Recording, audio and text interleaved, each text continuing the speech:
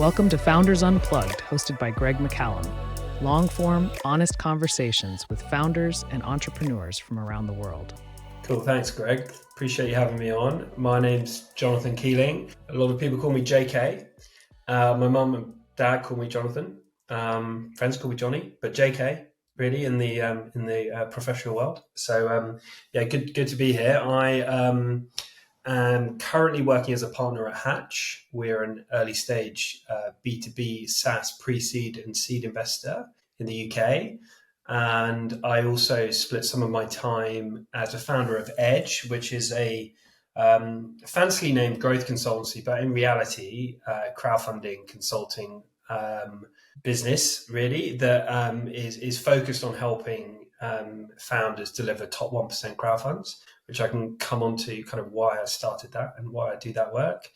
And also a board member at a fast-growing fintech called Winefy. And if you've been anywhere near LinkedIn for the last 12 months, then you'll probably know who Winefy is. I worked as a fractional chief commercial officer there for 9 months, from first revenues to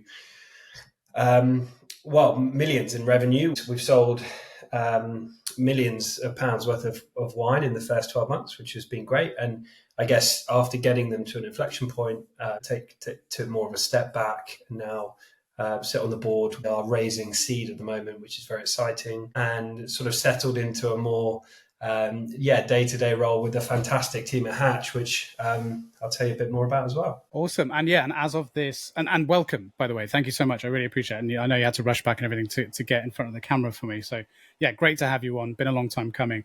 For context for you and also those listening and watching, we had Callum Woodcock on the show right in season 1. We actually did like a bonus episode of him coming on because last minute I wanted to get him in, so we did a very short version of the show. Yes. And then also, as of this episode being released 7 episodes ago, we had a full conversation with him on the show. So we went podcast off. Sorry, what was that? A podcast? Podcast off. Yeah, exactly. So don't blow too much smoke up his and Winefy's butt, because he's had plenty of time to do that already. Give yourself the spotlight. No, I've got a lot of time for him. He's a lovely guy, and I'm really thrilled to see that journey and how incredible that's been. And you also have some involvement as well, if I'm not mistaken. Lots of things to talk about, so I don't want to pile on, but your experience at CrowdCube and also some involvement with House of Unicorns as well. Is that right? Yeah. So again, another one that sort of blew up LinkedIn, I guess, over the last few months. House of Unicorns is a fame and fortune business looking to help companies through the power of media and distribution to become the next wave of UK unicorns. It's a TV show, or at least in planning, a TV show fronted by the co-founder of Brewdog, James Watt. And there's a few of us involved who, I guess, pulled the more business structure piece together behind the show. And we're taking it to potential commissioners at the moment, and hopefully bring it to UK TV over the next 9-12 months. The process is quite long, but it's been a pretty interesting journey. And I'll tell you a bit of the backstory to it. So I was at CrowdCube for 8 years. I joined there as an early employee. I guess typical sort of early employee story, really, like right in the trenches, doing lots of different things, wearing multiple hats. But I actually joined as head of partnerships, which I guess clues in the name, really. It was sort of like get involved and do lots of different bits, hired by the 2 original co-founders of CrowdCube, so Luke Lang and Darren Westlake. That journey culminated in scaling up to 150 staff, 14 million revenue, profitable in 21. Probably come onto this story as well, but the market fell out in 21. There was a big retraction, and basically crowdfunding, or as a market, but CrowdCube and then notably Seeders or Republic now pretty much track exactly in line with the number of transactions in the market, right? So it went from 14 million and profitable to, I think something like 8 million the following year, and sort of scrambling. And it was at the point at which we'd raised a kind of, could call it Series B. It was, I think, 12 million pounds in 21. And we'd just taken on a pile of new people as well, just as we hit the kind of early 22, and just everything changed. Yeah. The reason I tell you that story is because lifetime CrowdCube had supported probably, I don't know, at least 20 million, possibly more, of both equity and debt into Brewdog as part of Equity for Punks. And then there was also the Brewdog bonds. I think there were probably a couple of those over time. And yeah, got to know James through that process. And about 12 months before I left CrowdCube, we ran a program called The Next Unicorn, which basically sourced a few really cool brands that James went on to invest £1 million in. And we subsequently listed each of those deals on CrowdCube. So total, it raised about 5 million, led by James, but they were individual crowdfunds. The probably most mature company in that cohort is a tech kind of hardware business called Mouse. They make phone covers. You may or may not have heard of that. James is an awesome founder to get on the show. And a absolute rocket ship called Tallow and Ash, led by founders Kiara and Matt. They, I think she's voted Young Entrepreneur of the Year this year, and literally went off like an absolute rocket. I mean, they had 90,000 on their email list pre-revenue, hit the crowd fund, and then just went bonkers. I think they're at least north of 10 million ARR now. Wow. Really impressive. What do they do? Because the name rings a bell. Tallow and Ash, they sell laundry detergent. Right. Okay. Yeah. So I guess it's certainly a space ripe for disruption. They came at it with a community angle, with an amazing brand, with fantastic storytelling behind the product. It's worth just jumping on their channels and also signing up to their newsletter, because the way they talk about laundry and detergent is really cool. And I think you can apply a lot of that to any type of product that you're selling, because it is so much more than just selling laundry detergent. And that's how they've managed to create such an engaged, passionate and sticky audience, basically. So James went in big on that one. I think actually subsequently invested, and then we crowdfunded off the back of that. Basket is another really cool one that was part of that program.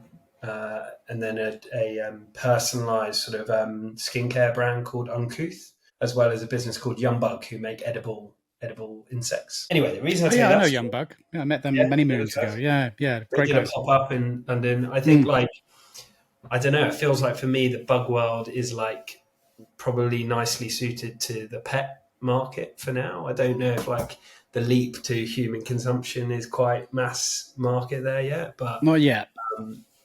Aaron and I can't remember the other dude's name, but great guys, and product's really tasty actually. So I feel like I'm just promoting other people's stuff here. Go try Unplugged, yeah. Anyway, shorter story than that is I got chatting with James. We did a lot of content around the Next Unicorn whilst I was at CrowdCube, and it was a program that I was running when I was employed by CrowdCube, and the content was so cool, really interesting. It was properly following the founder journeys, and it was really engaging, really, really fun to watch. And we didn't really do a whole heap with the content at the time. There's a massive back catalogue of this stuff.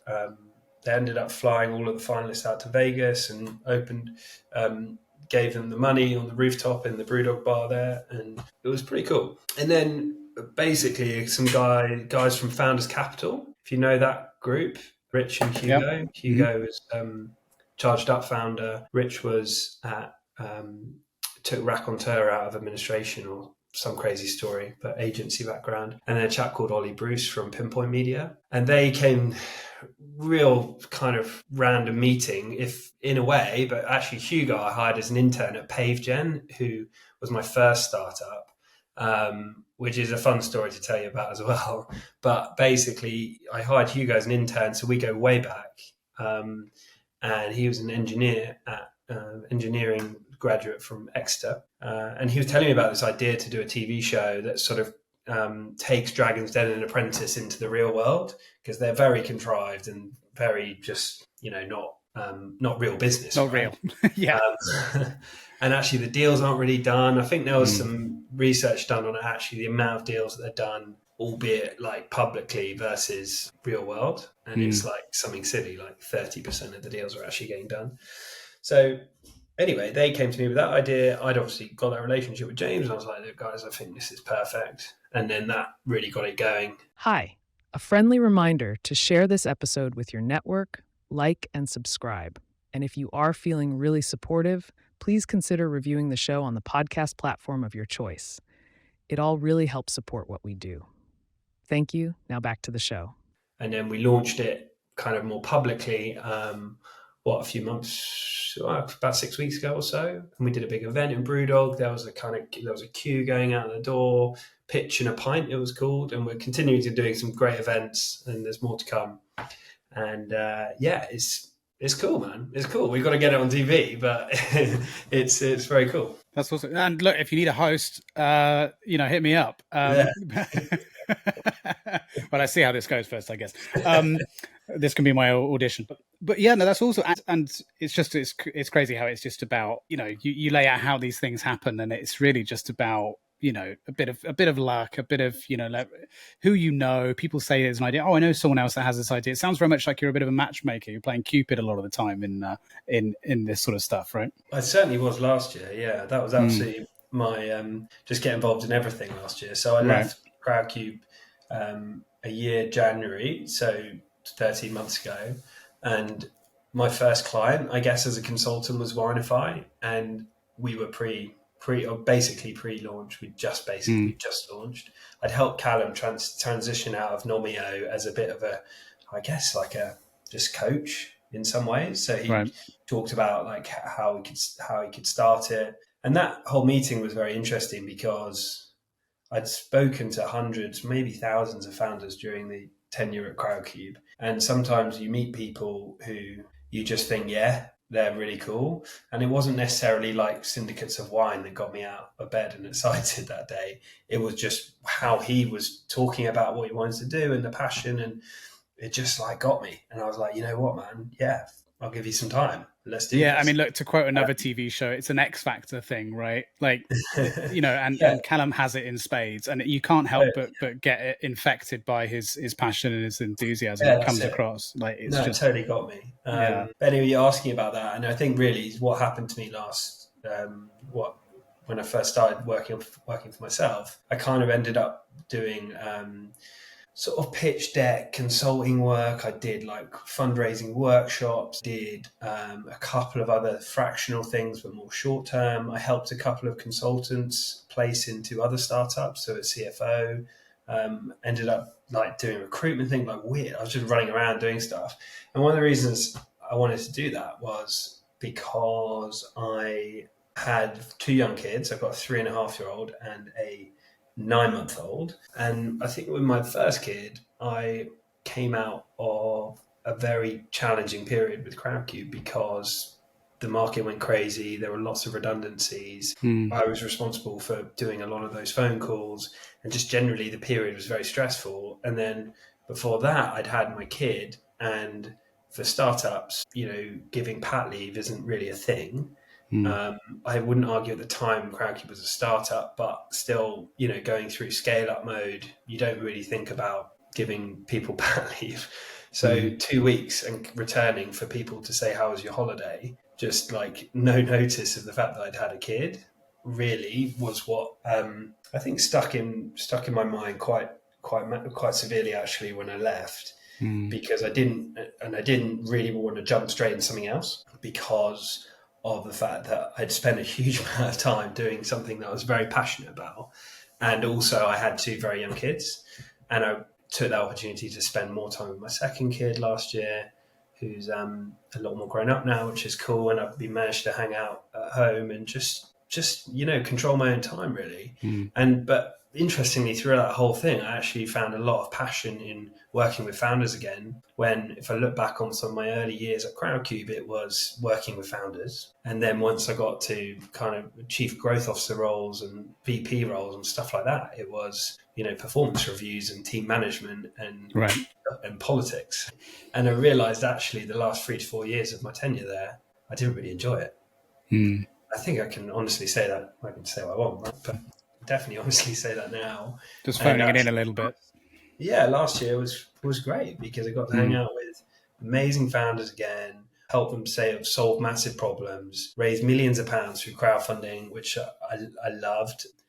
Obviously relatively expert at, because I've seen some of the greatest crowdfunds and been involved in some of the greatest crowdfunds ever. And yeah, I think, that led to my ultimate sort of conclusion that I wanted to go and work in a team again. And that's how I found the guys at Haatch, which I'm going to tell you about a bit more too. But yeah, it's been quite a reflective period, I think, thinking about it. But I really wanted to give myself at least a full year of just running around, working with cool people and just spending time with my kids, because I didn't get to do that properly the first time around. It sounds like you and I had a very, very similar journey the last few years, really. I mean, that's very much what I've been doing, and then gradually becoming more focused with this show, with the startup, and a few other bits. But having that sort of portfolio career, putting lots of eggs in lots of different baskets. It's a great way of just testing the waters with things, understanding what your strengths and weaknesses are, seeing what pays the bills too. I mean, like, that's an important part of it as well. Like what's scalable, what isn't. I'm a fractional. I still do that with one of my companies at the moment. I've done that because also CCO, funnily enough. So yeah, I totally I'm with you. And kids have played a major role with that sort of psychology and way of thinking for me too. I mean, especially the birth of our last, our most recent, who's 2 now, some very difficult medical issues there. And the company I was working with, startup, let's say I was working with at the time, didn't really seem to care that much that I had to, which was made even clearer when they didn't get their round of funding and they had to make everyone redundant, like, soon after. But to be spending, a week up in London in a special care, specialist heart surgery place for a newborn baby, and then just to, like you said, just a little amount of care is being given, you kind of think, this isn't the people I want to work for. That sounds intense. I mean, I think I see both sides, if I'm honest. I get it, but there's a level of empathy needed here, right? Right. And I don't think it's that difficult to portray that empathy. Totally. I'm not asking you to give me your last coppers to solve all my problems, but I'm asking for,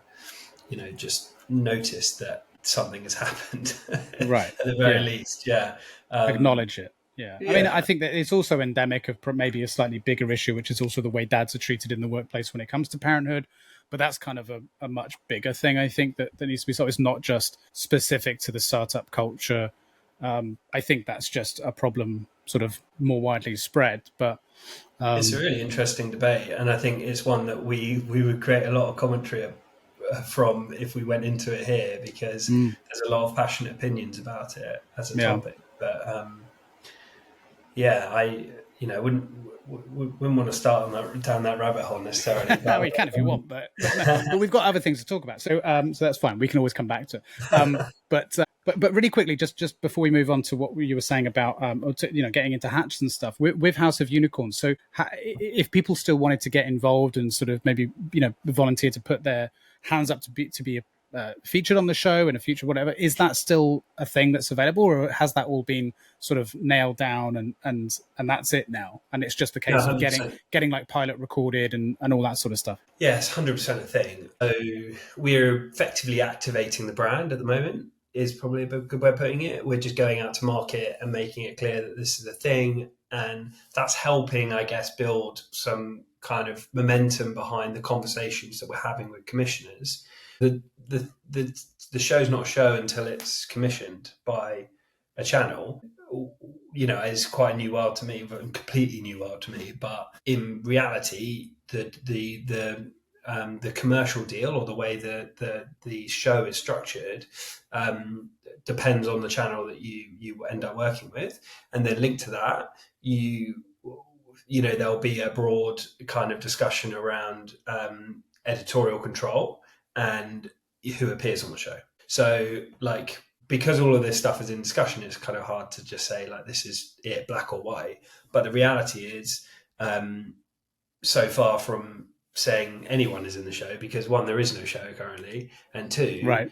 The conversation with the commissioner would be around like what sort of people do we want on the show, and that's got to be balanced with high quality, both entertainment value, but then also like high quality founders who are going to do great things and return effectively. So I think that's an interesting conversation which we're looking forward to have. Sorry to interrupt this conversation, but I have a quick message. So one of the biggest challenges I hear from founders, product leaders, and fast-scaling startups quite consistently is that they have a vision for the product, but they can't just build it fast enough.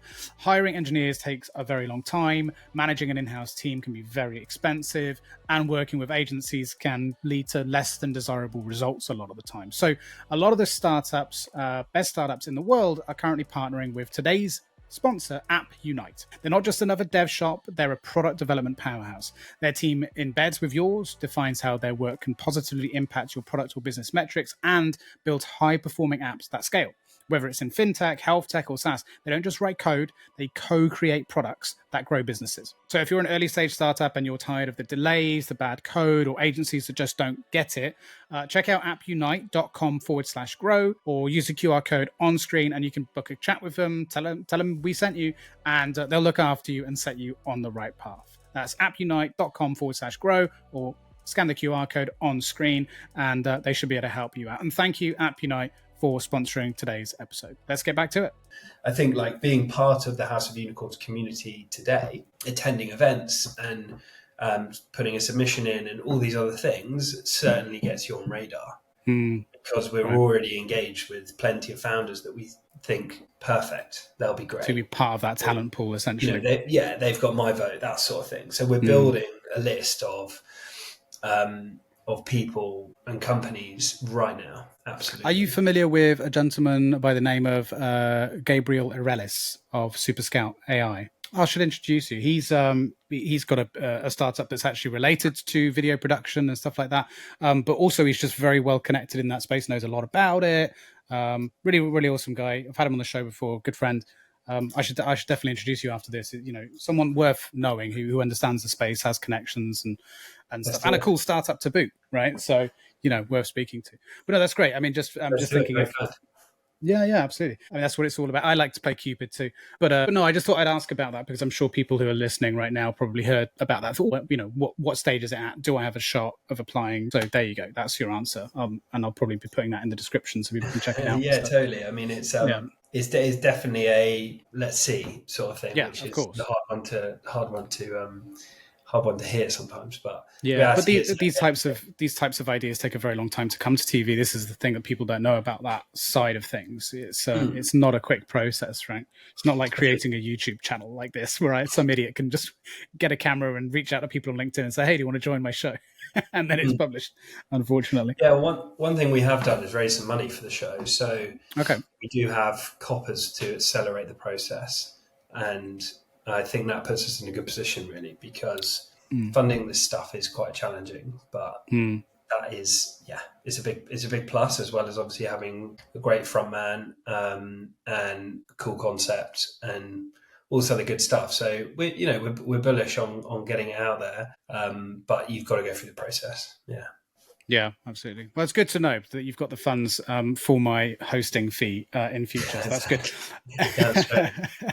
I'm not cheap. So, look, let's get to Haatch then. So, how did that come about? How did that even sort of, because of that, a 1 year period to have done all that stuff and then join Haatch is no small feat. That's quite accelerated. So how did that rear its head? Yeah, I mean, a couple of elements to that. I mean, I was loving working for myself and just doing lots of different things, but I haven't completely cut that off, obviously, with my involvement in HOU. And then I've massively dialed back my crowdfunding work and my advisory stuff, but I'm still doing bits ad hoc. So kind of found the best of both worlds in a sense. But if I talk about the emotive reasons, one, like I love the team, which I'll tell you a bit more about.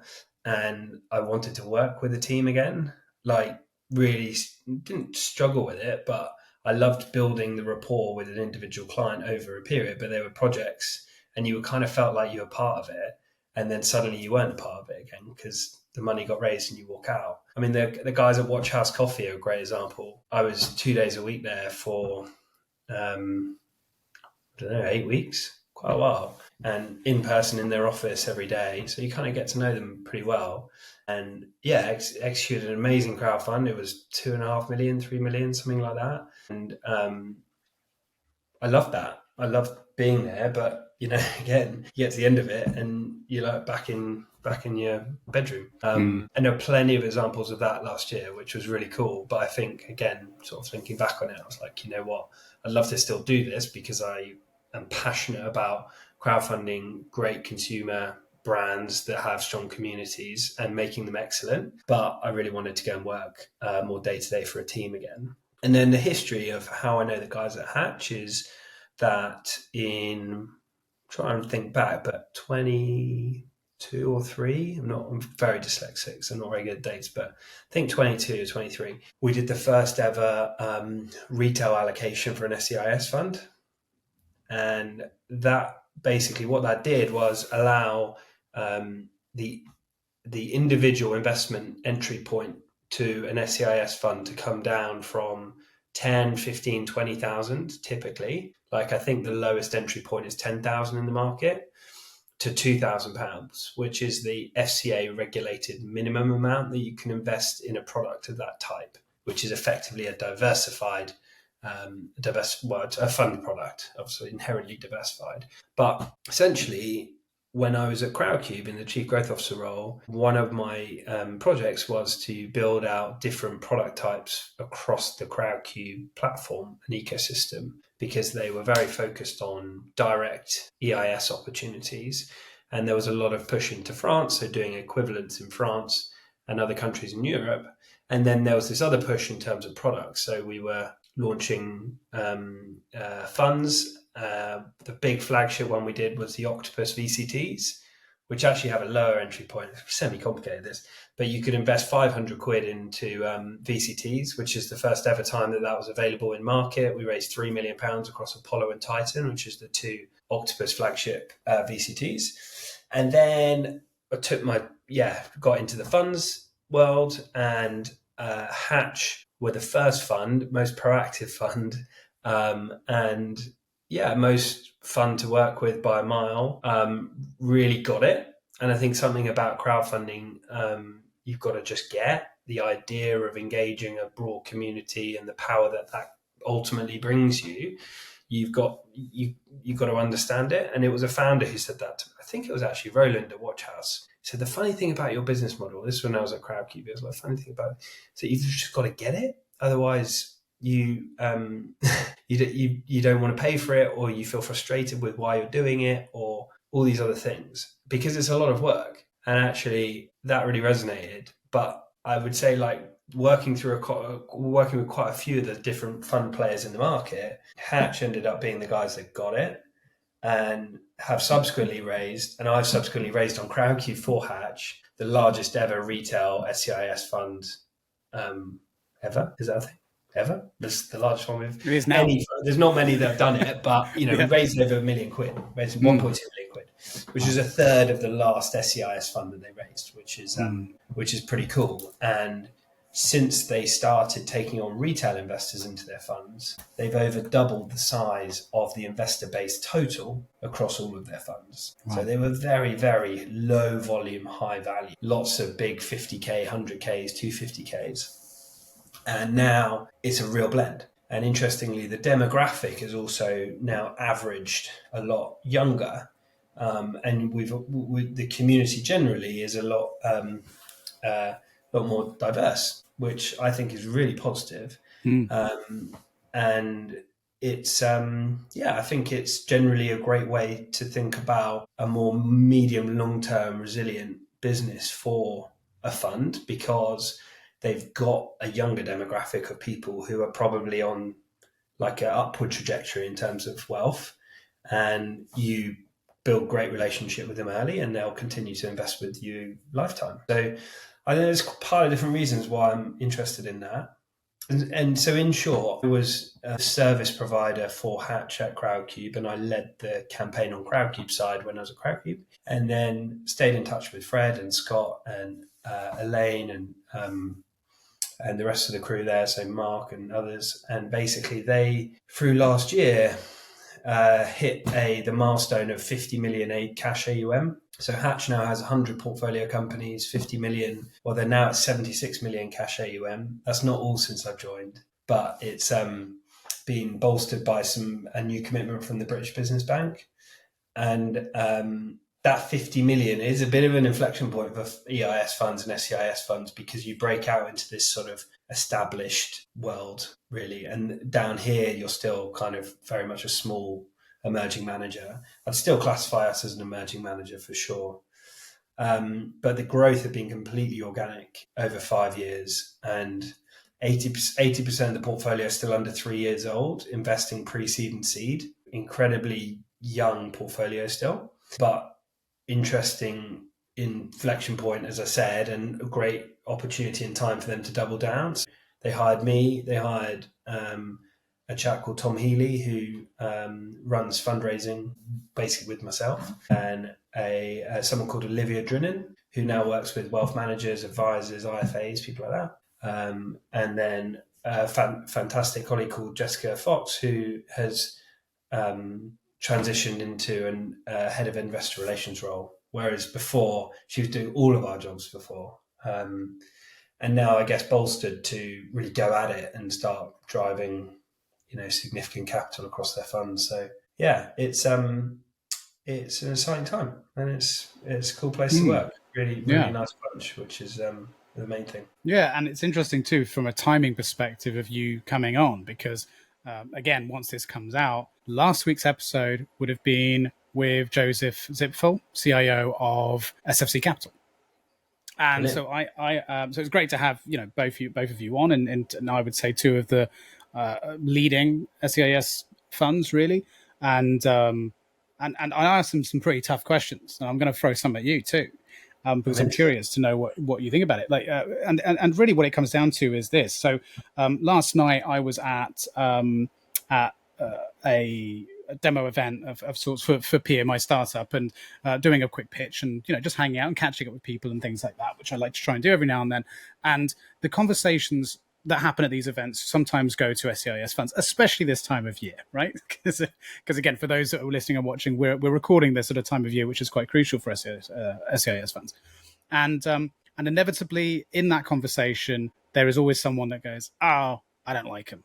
I had this bad experience. It always comes up, right?" Are you aware of the kind of the brand perception, I guess, for want of a better word, the reputation that that is out there for SEIS funds, good and bad? And do you care much about it as a fund? Is there anything that you're trying to do to kind of influence that? Because I, for one, think that a great way to take some control of that narrative is to come on shows like this, right? For Joseph and for you, and so people can get to know the people behind the scenes a bit more. But is that something that's on the radar? Have you got your ear to the ground? Do you know what people are saying, good and bad, about Haatch, about the space more broadly? Yeah, I think absolutely. If you are enjoying this episode and want to support the show, please subscribe with notifications turned on, and let us know your thoughts and opinions in the comments below. This lets YouTube know we are doing something right. Back to the show. Look, I came from, obviously, from CrowdCube, which is an industry that a lot of was very Marmite.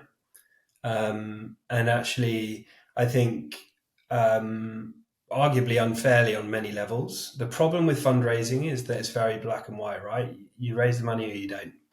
Or you reach out and no one gets back to you, and then you think, "Oh, I don't like them anymore." Which, for a high volume, high presence fund in a market where, again, you're writing a lot of checks and you've got to get stuff out the door, building systems to enable that sort of level of good feeling when you're delivering bad news is pretty hard. But it's certainly something that is focused on and really kind of taken very seriously. I think the reason I talk about the CrowdCube thing is because I think it's important for founders to really understand how the industry works before making opinions. And I think that get it point around crowdfunding is a fundamental for me. And I think it's still such a big unlock for a lot of people that haven't really worked it out. That's not how it works. You can hate it for those reasons, but you're not really understanding it. So kind of park that for a sec, because I get back onto the Haatch stuff. I think it's a really interesting topic at the moment, the whole scheme broadly of EIS. And there's been a couple of conversations in the market around, is it good, is it bad, is it indifferent for the UK economy at large, right? And there's no doubting since inception, I think it was their 30th year anniversary or something, it was like a big one quite recently, how fundamental it has been for funneling capital into the ecosystem. And I think people probably don't realize some of the brands that have been through the scheme, including the UK's unicorns, to which there aren't that many. Revolut, Monzo, Moneybox, another recent sort of very big success story for EIS. There are hundreds of great success stories, thousands probably. I mean, it's such a big scheme. So I think it's a scheme that's so embedded, it would be hard to unpick. And I think with a lot of these sort of things, you're going to find people that both founders and investors have used schemes. But talk me through any type of structure or industry or professional service or anything where that doesn't happen. So I think it's easy to jump to sort of challenges in markets and challenges in industry. I'm certainly not talking about the more established players, but I think one of the challenges that the fundraise, like evergreen funds, so like SFC, Fuel, Haatch, and then pile of the others, but those three are the larger in the market, both SFC agnostic broadly, but talk about a thesis of kind. Same with Fuel, broadly agnostic.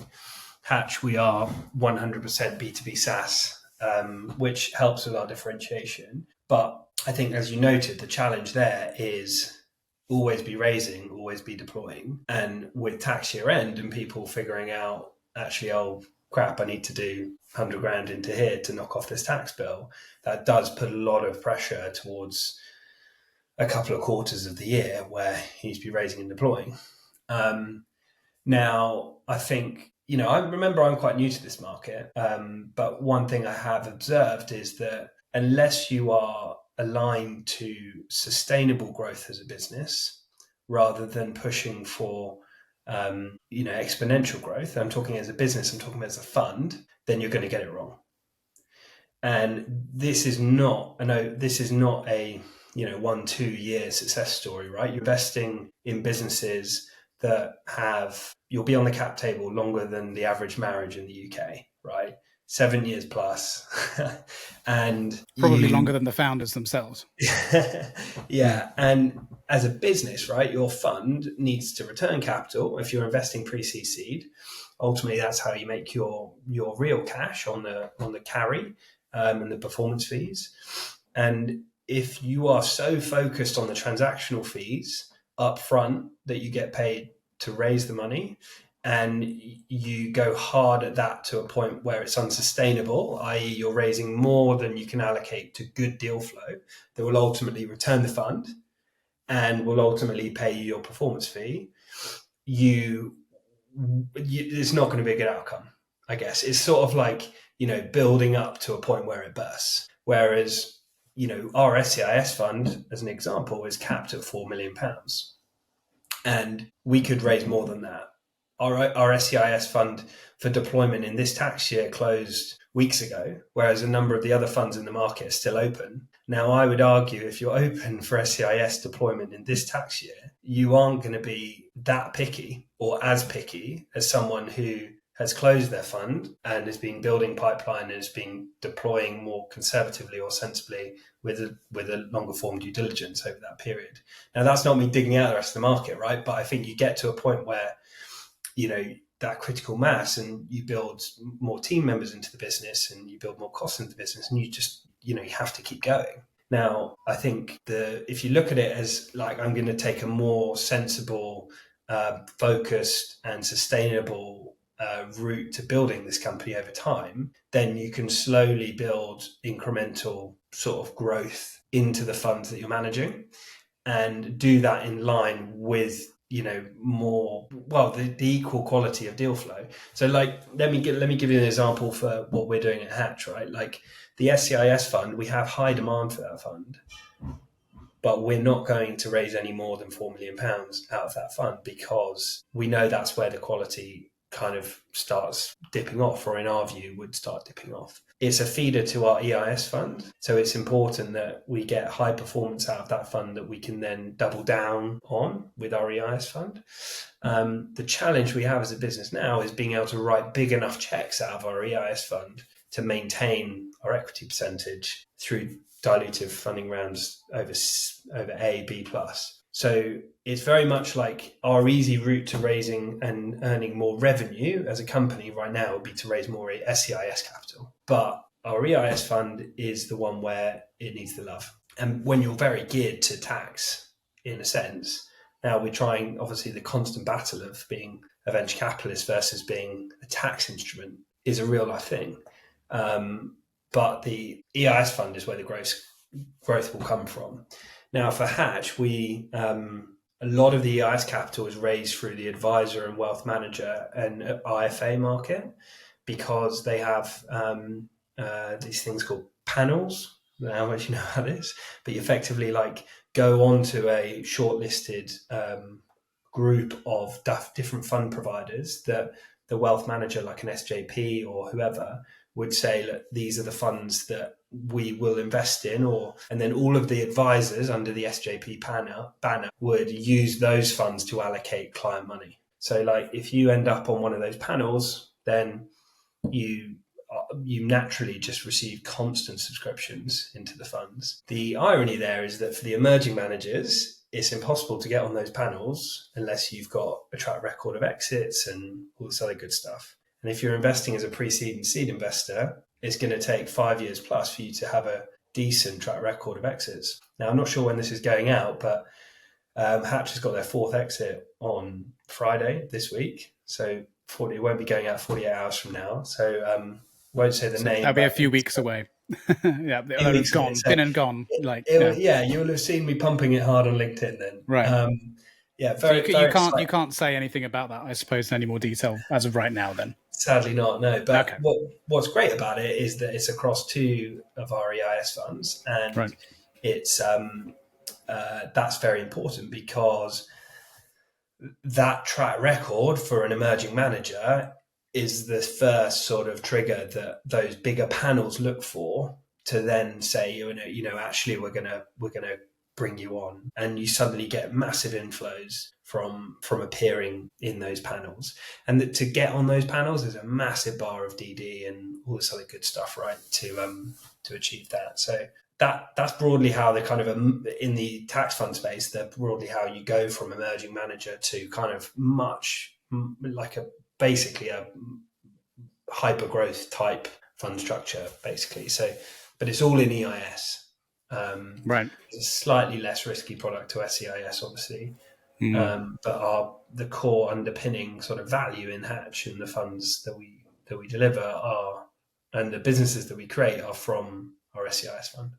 Is that a good way of explaining it? I feel like I think so. I learned a lot there, and I know everyone else would have too. I tried to simplify it, but it's complicated. It is complicated stuff, which is why you get paid to deal with it and not me. But look, I want to ask as well. There's a ton of other stuff I want to ask about. Crowdfunding as a whole. That's definitely something that I want to dive into a bit more about the subject we're on now, which is really about sort of the way people perceive your kinds of funds, and even the way that you guys perceive it internally to a degree too. I want to touch on that and a few other bits and bobs. But we've come to the end of part one, so. For those listening and watching, please come back in a couple of days, subscribe, have notifications turned on, all of that stuff. We're going to take a quick break here, but then on your end, you're going to have to tune back in for the rest of our conversation. So that is the end of part one. Cheers. Thank you for listening and or watching. Subscribe with notifications turned on to get notified when part 2 comes out. While you wait, please join in the conversation in the comments below.